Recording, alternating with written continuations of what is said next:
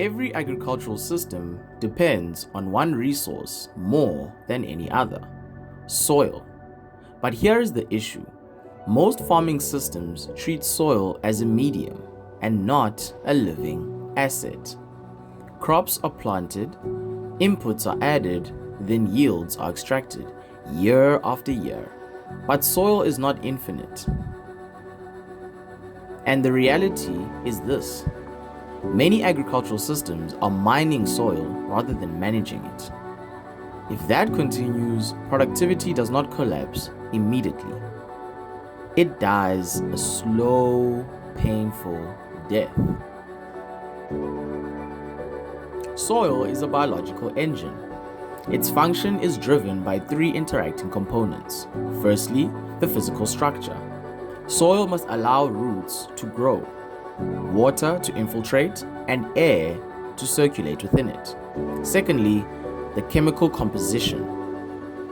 Nutrients such as nitrogen, phosphorus, and potassium must be available in usable forms. Thirdly, the biological activity. Microorganisms regulate nutrient cycling and organic matter decomposition.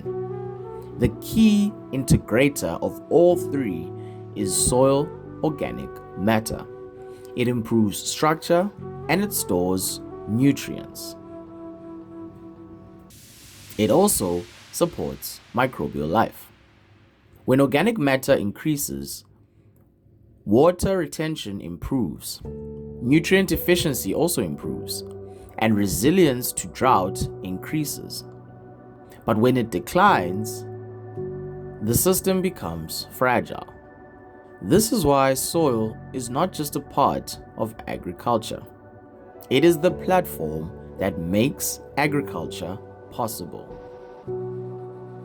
A clear example comes from Niger, particularly in its semi-arid farming regions. For decades, farming systems in Niger were characterized by continuous cultivation, removal of crop residues, and minimal organic matter return. Combined with harsh climatic conditions, this led to severe soil degradation. Topsoil was lost through wind erosion, organic matter levels dropped to critically low levels, and the soil structure also broke down. The result was predictable: low water retention, poor nutrient availability, and declining yields of staple crops like millet. Farmers responded to this by expanding cultivation into marginal lands. But this accelerated the problem. More land was used, and less productivity was achieved per hectare. This is the key point. The system did not fail because of climate alone. It simply failed because the soil lost its ability to function. Once soil structure and organic matter collapse, productivity becomes unstable and highly vulnerable to rainfall variability. This is managed degradation in its final stage. The solution is not to abandon productivity. It is to align productivity with soil function. This can be achieved through soil-centered management systems. Here, the core principles include minimizing disturbance. The reduction of tillage protects soil structure and microbial networks. Secondly, by maintaining continuous cover. Keeping soil covered reduces erosion and moisture loss. Thirdly, increasing the diversity of soil.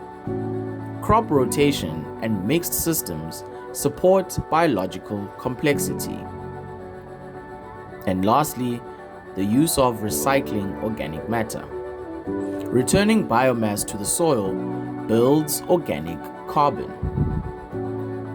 So to round off, the use of these practices shift agriculture from input-driven to system-driven. And one thing I want you to remember is that the goal is not to control the system. It is to restore its function. A strong example comes from Zambia, where conservation agriculture has been widely adopted among smallholder farmers. The farmers implemented 3 core soil-focused practices: minimum tillage using planting basins or ripping, retention of crop residues as soil cover, and crop rotation, often with legumes. The impact was measurable.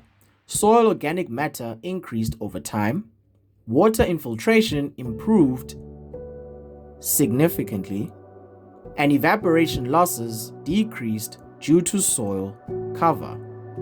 During dry seasons, crops maintained growth longer compared to conventionally tilled fields. The result: higher and more stable maize yields, reduced need for fertilizer inputs over time, and lower production risk under variable rainfall.